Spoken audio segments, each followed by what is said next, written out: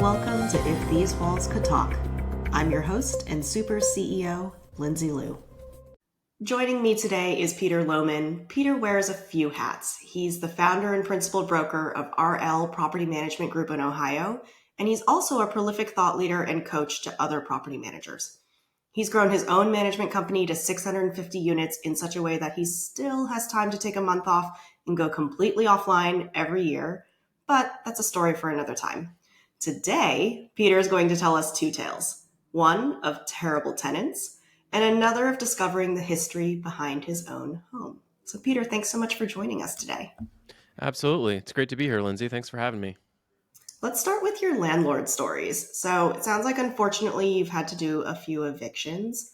Set a little context for us on the properties and the circumstances.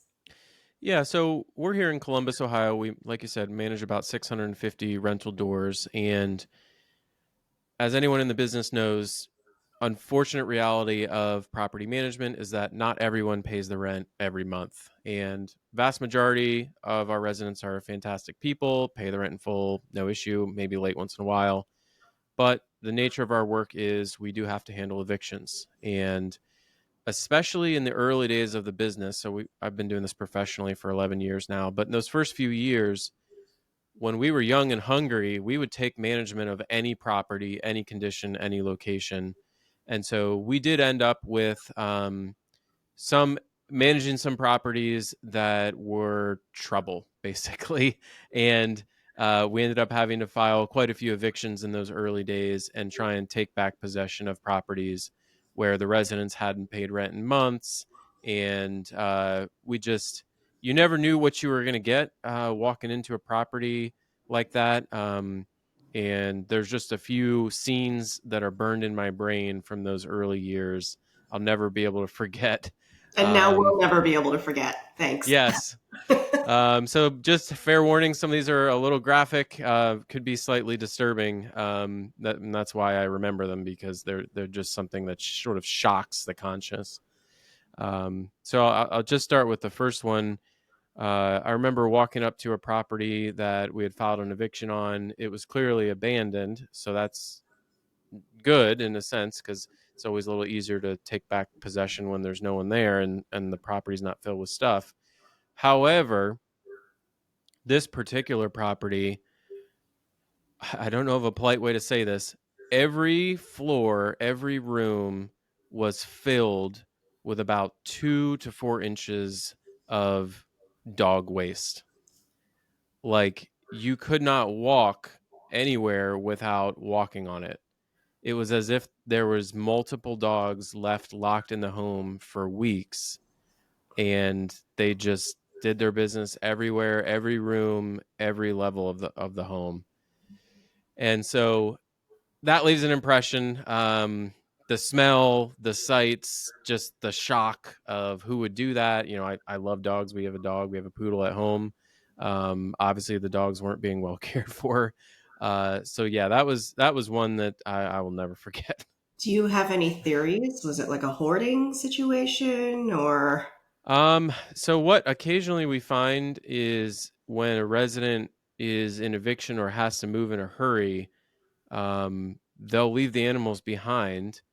I think sometimes with the intention of coming back for them after they get settled, sometimes maybe not. They just don't know what to do with them. They don't want to leave them outside because maybe wherever they're going doesn't allow animals, or maybe they're checking into a hotel.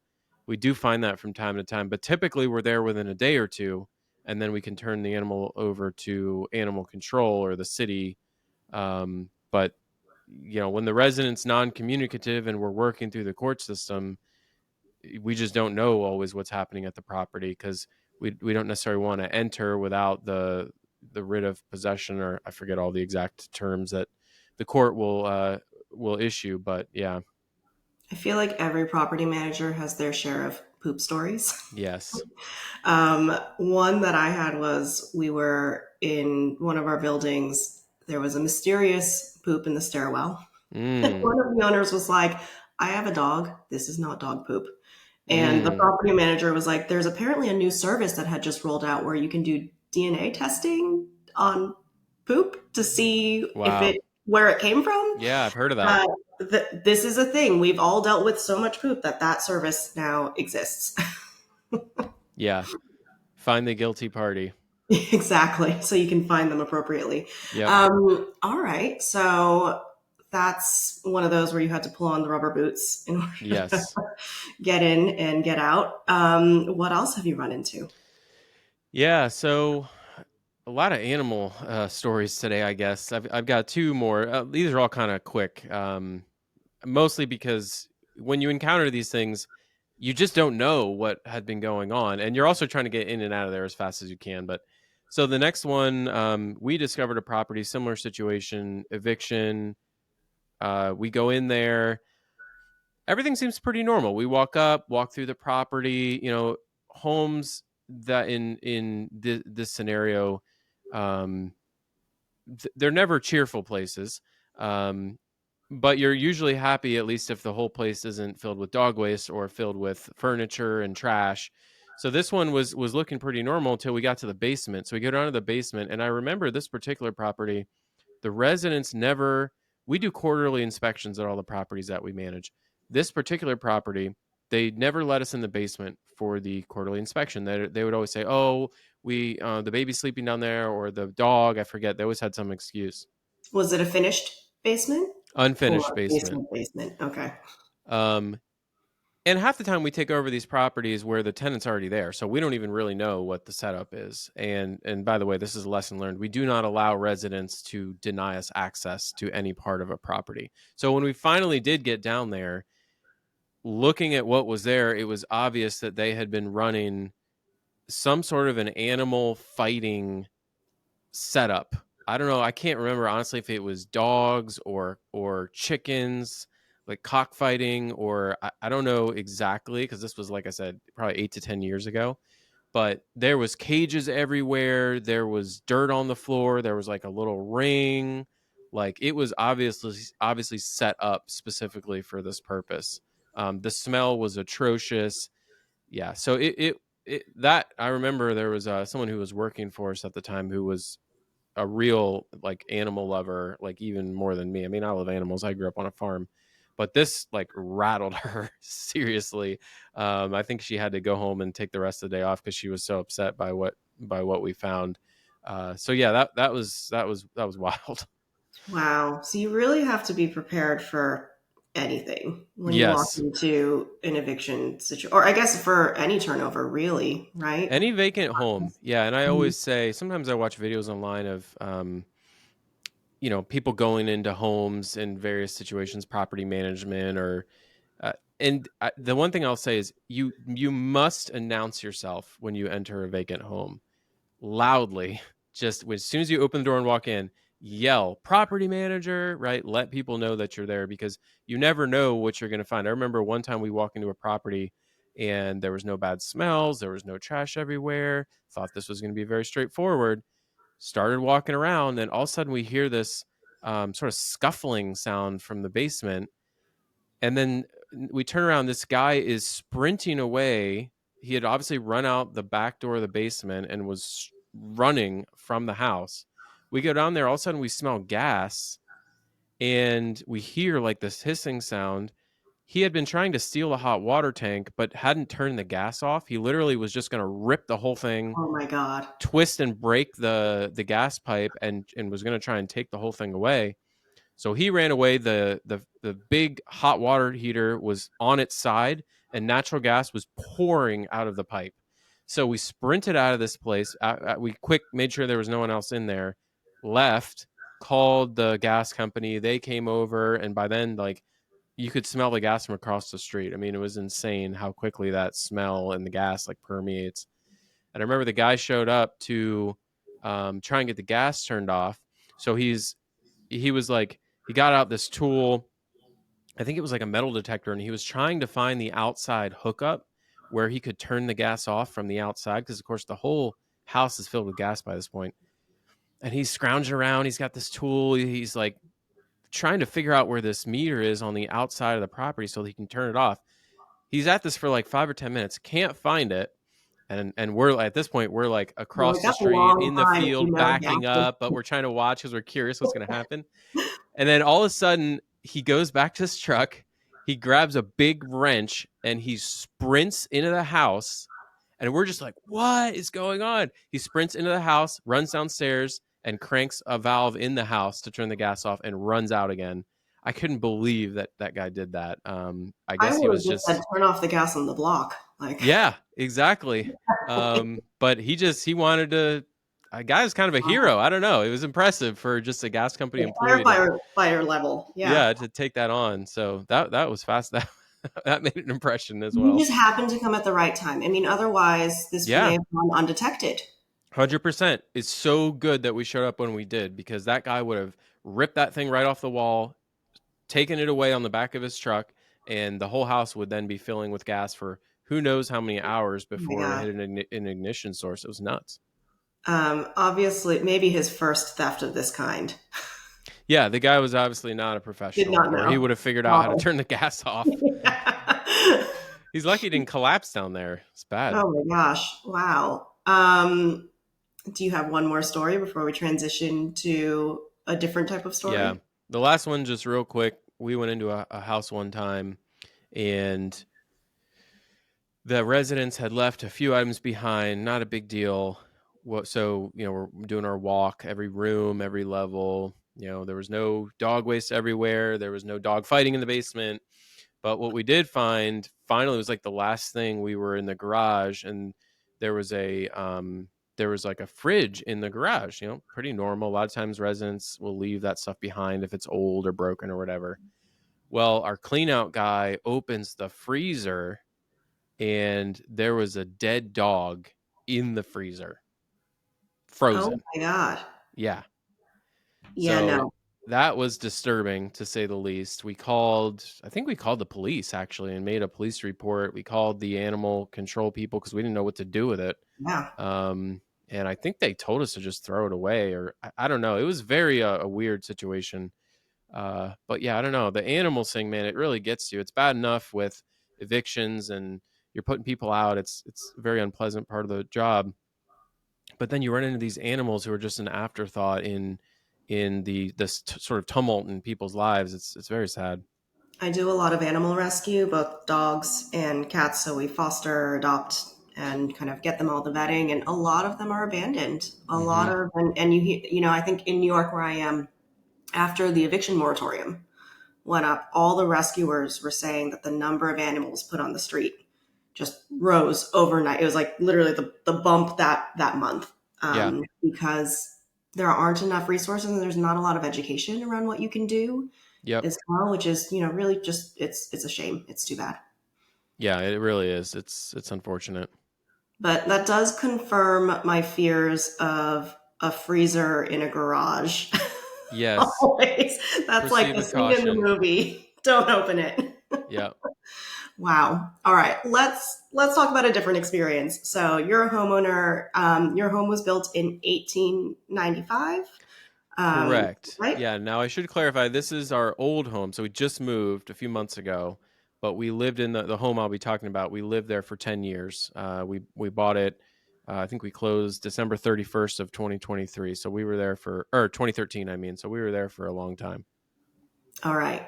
My current townhome was built in 1899. These old buildings have weird quirks, things you discover Yes. behind the walls. So tell us about yours.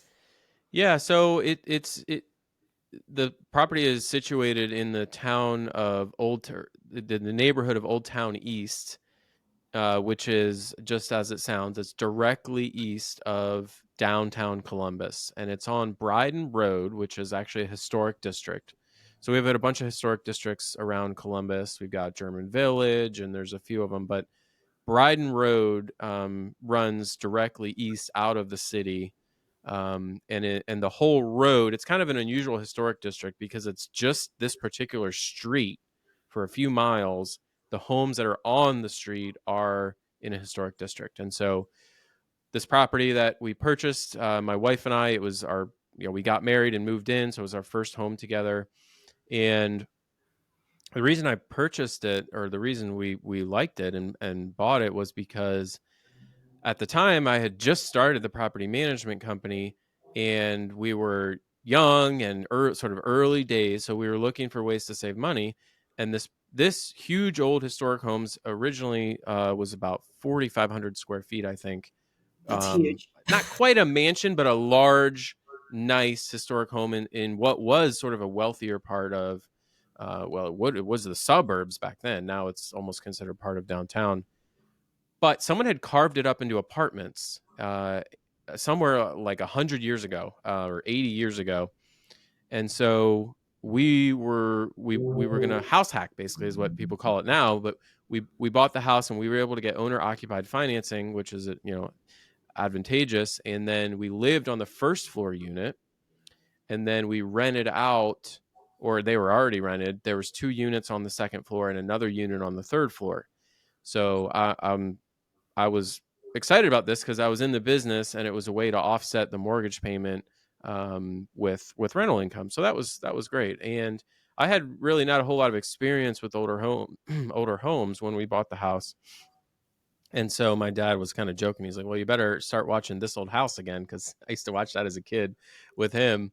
And man, he was right, because old houses are, if you've lived in an old house for at least 5 years, you know what I'm talking about.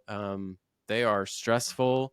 They have weird problems, expensive problems, and it's kind of just never ending.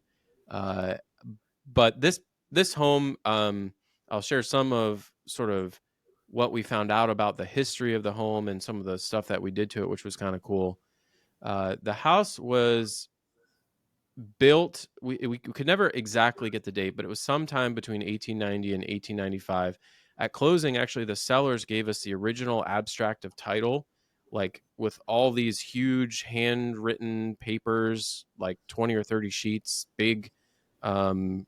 It's hard to describe if you've never seen one of these old documents, but picture something you would find in like the archives of a library or something. Like Wow. And had very, they been handed this down by the yeah, previous owners? Wow. somehow it had stuck with the property all those years, and the seller handed Amazing. it to us at closing. And it was really cool. I went through the whole thing, and we scanned it, so we have digital images of it. And my wife is actually a genealogist, so she loves researching, and so she got super into this, and she did a bunch of the house research. That's actually a kind of a growing field, is actually house researching, almost like you would research your family history. You can research your house history. uh and yes, by the way, we did hold on to that, and we did hand it to the new buyers when we sold the home late Tradition last now. year. What's that? It's tradition now. It's tradition, yeah, and I hope they keep good care of it as Mhm. well. So we were able to learn a little bit about the history of the home from that. Unfortunately, the county records were not available because there was a fire around 1920, and almost all of the home records in Columbus from prior to that date are gone. But we did find out that the original uh, builder, or the original homeowner who had the home built, was a guy named Florizel Smith. His wife's name was Josephine Smith. We were able to find out they were married in November of 1886. I'm reading from some of my notes here. She had purchased the land from George and Jane Parsons, uh, Josephine, that is, on August 3rd, 1886, for $2,250. Was that a um, lot back then? I feel like I that don't know. I seems didn't do the inflation calculator thing, but the seller carried a note payable over 5 years. That was paid off on April 5th, 1889. What's interesting about this is that Josephine passed the bar in March of 1890, and she was the first woman resident of Columbus admitted to the bar, and only the third in the state. So very wow. impressive woman, and it was cool to sort of learn that about the original owner of the home. Um, and then she took out a loan in 1890. We think that may have been a loan to build the house, Mhm. actually. And then she unfortunately got sick and died in February of 1900. But she left the home to her 2 daughters in trust. She had some young daughters. And another interesting thing about Florizel, her husband, is that he met with Andrew Carnegie in 1902 to discuss the design of the Columbus Main Library. If you've Oh, ever been to wow. Columbus or researched or seen that library, it's an amazing, fantastic building. Andrew Carnegie was like a major donor of that. I hope I'm getting these details right. My wife's going to give me a hard time if I get any of this wrong. We're going to have to Um, redo this with her. yeah. She Florizel later ran for mayor of Columbus. Unfortunately, did not win, but it was really interesting, and we were able to find some old pictures of Florizel, and it was pretty cool. So, Wow. yeah, we got to learn a little bit about the history of the home, and it was a fun first house for us. 10 years. So Yeah, you did a lot of fixing. a lot of fixing, and really what I focused on was the original wood windows. The windows on this home were unbelievable. A lot of them were what's called French casement windows, which means you normally think of a casement window kind of with that crank, right? And it goes out. Mhm. It's kind of weird. It doesn't always work. French casements swing in. So in swing casement windows all throughout the front of the home on the first and second floor. Huge, beautiful windows, divided light, original wood. And so when we moved in, actually we were looking at getting an FHA loan, but we wouldn't have qualified because there's so much peeling paint. And I know that's like a big thing with FHA loans. And was there a problem with lead with that? Because I Oh know yeah, some yeah. window, right? The lead is the, yeah. Yes. Lead everywhere, right? Yeah. Actually, funny, when we first started getting interested in restoring these windows, my wife had worked for a short time for a local wood window restoration company. So she learned how to Oh, wow. do wood window restoration, and she taught me. And I also bought some books, and I got super into it because I wanted to restore our windows and have them be functional again, and not, falling apart with the glazing falling out, and they were looking horrible. But so she informed me about the dangers of lead paint because she had done a bunch of research on it, and it's a big concern in old homes, especially when you're starting to do work and scrape paint and things like that. So I was kind of, I was a little bit younger, a little bit dumber. I was a little skeptical. I was like, lead paint. I mean, is it that big of a deal? How much could there really be? It's probably someone's probably restored this since then, and I really doubt there's all that much lead. You're like, someone else has dealt with this, Yeah. right? What my basis was for thinking that, I have no idea. I was just, Wishful thinking. yeah, You were young and optimistic. right. So we bought a lead paint tester kit on Amazon, and the way this works is you get this little kit, and it's like these little cotton swabs. You dip them in some liquid, and then you rub it on the paint, and they want you to sort of cut into the paint on an angle so you expose all the layers. Then you rub this kind of damp cotton swab on it, and then you wait like 5 minutes. And if there's lead, it'll go like a really slight shade of pink. And that little light shade of pink after 5 minutes, that's how you know if there's lead in the paint. And then if there is, you have to take all these additional precautions when you're working with it. So we get this tester kit, and I open it up, and I'm sort of begrudgingly doing this test because I'm quite sure that there's going to be no You're lead. like, no problems. We're Yeah, just so I get the thing and I dip it in the precautions. liquid, and I barely have even touched the window, and the whole thing turns bright red Right pink. instantly. And I'm like, oh, I guess we got a lead problem here.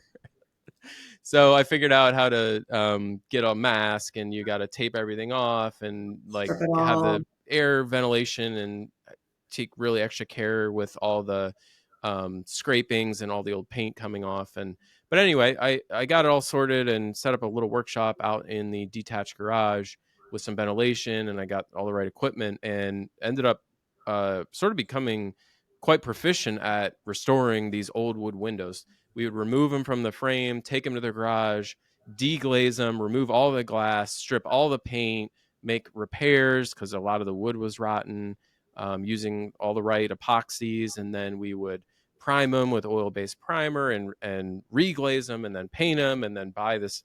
A lot of the hardware was kind of junky, so we bought this nice solid brass hardware, remount them. It was a lot of work, but man, those windows were gorgeous. And when we sold the house, it was hard for me because I had so much invested, so many hours in restoring these windows, and only to just turn around and move because it took years. And I'm always worried that I'm going to drive by and see that they've replaced them with junky, vinyl, and I can't take it. So I try not to drive by because I don't even want to know. Yeah, if that happens. So, oh man. Have you applied this knowledge to anyone else's windows? We have. So I actually took what I learned doing that, and at my property management company, I trained a couple of our guys how to do this wood window restoration. We set up a little shop in our warehouse area, and now for our property management clients, if they have old wood windows, we will offer that we could restore them in house, and that it saves them some money and gives our guys something to do. And yeah, so we've actually taken on a number of jobs over the years doing that for other homes around Columbus. Love that. I feel like Yeah. if you learn something the hard way, the best gift you can give other people is not making them learn the hard way. Yes. Passing it Absolutely. on. Well, Peter, thank you so much for sharing your stories with us today. How can people get in touch with you? Best way is probably my email newsletter. So if you go to my website, peterlohmann.com, I write a lot about residential property management from the business perspective of how to start and grow a management company. You can sign up for my newsletter there. It goes out every Friday. Tons of free resources for anyone in property management. Awesome.